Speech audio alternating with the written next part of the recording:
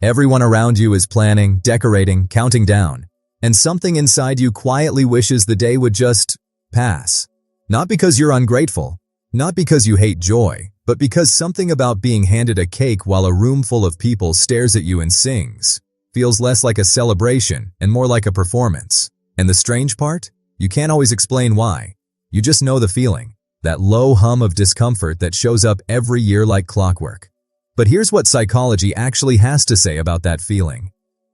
Most people hear, "I don't celebrate my birthday," and immediately assume something is wrong, that you're depressed, that you're bitter, that you need to lighten up. But research in personality psychology and neuroscience paints a very different picture. You're not broken, you're not cold, you're not missing some gene for happiness. Your brain is simply processing celebration, attention, and identity differently than most people expect.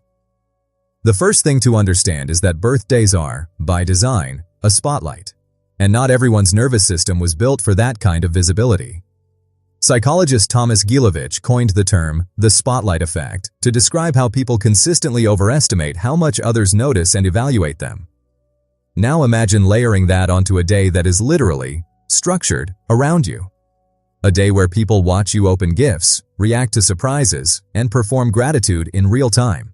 For someone whose brain already runs a quiet background process of self-monitoring, scanning for judgment, calculating how they're being perceived, a birthday isn't a break from life. It's an amplification of the very thing that exhausts them daily. Think of it like this. Most people walk through life on a dimly lit stage, comfortable, unnoticed. A birthday flips on a follow spot, as suddenly every reaction is visible, every expression is read, every word carries weight. And for some people, that brightness isn't energizing, it's blinding.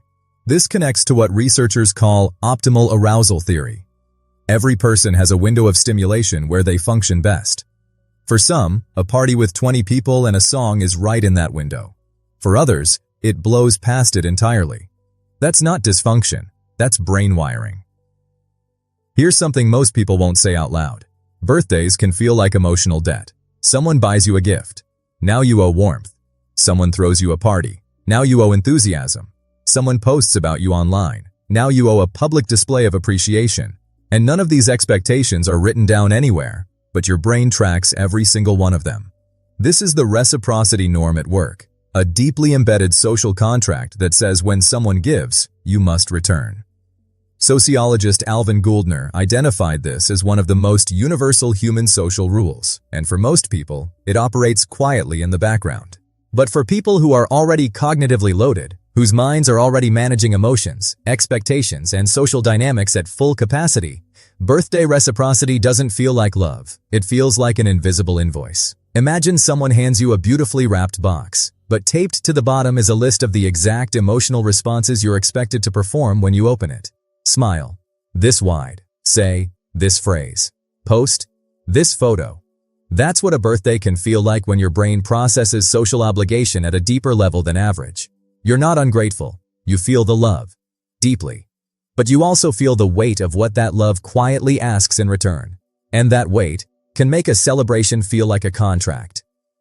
Then there's a quieter reason. One that sits deeper than social discomfort. Some people don't celebrate their birthday because somewhere along the way, they stopped believing they were worth celebrating. Psychologist E. Torrey Higgins developed what's called self-discrepancy theory. The idea that emotional pain often comes from the gap between who you believe you are and who you think you should be. When that gap is wide, any external validation feels like a mismatch. Someone says, "You deserve this," and something inside you whispers, "Do I though?" It's like being handed the keys to a beautiful house you don't believe you deserve to live in. You can see the rooms. You can feel the warmth.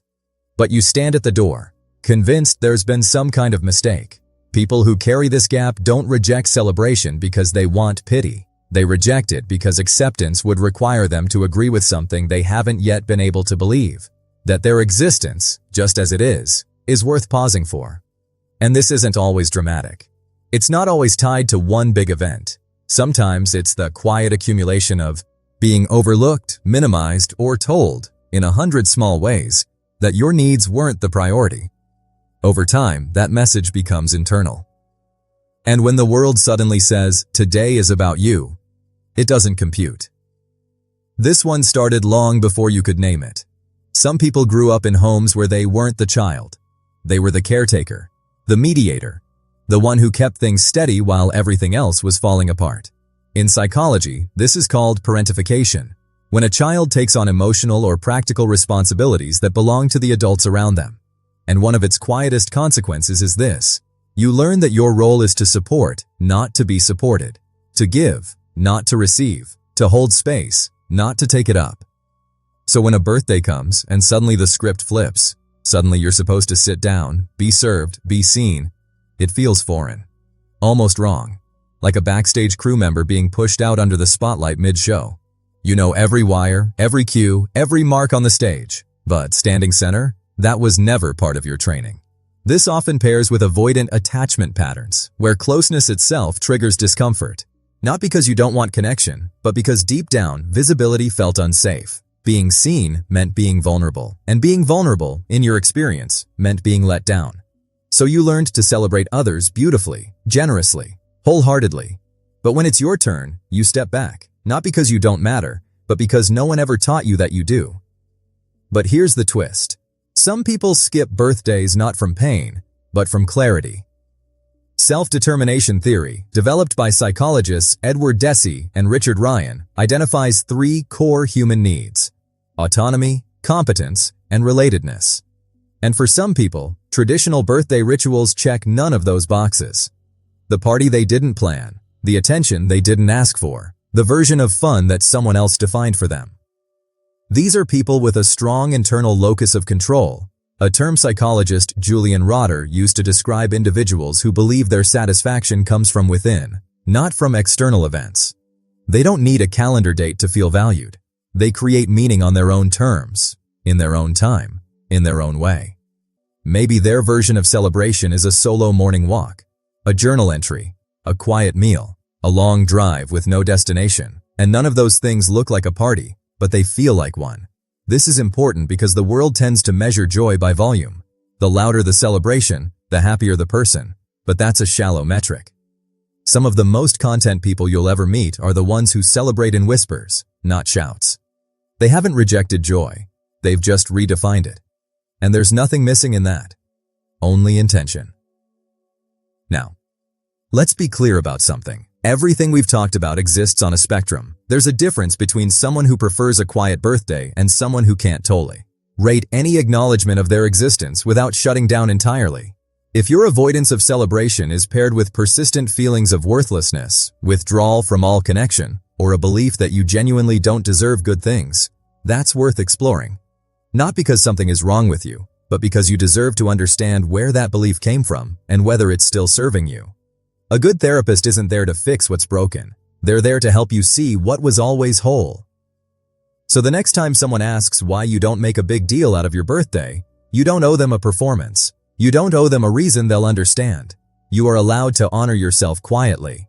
You always were. If this helped you see yourself a little more clearly, leave a like. If you want more videos about the psychology of people like us, subscribe. And if someone you love needed to hear this, send it to them.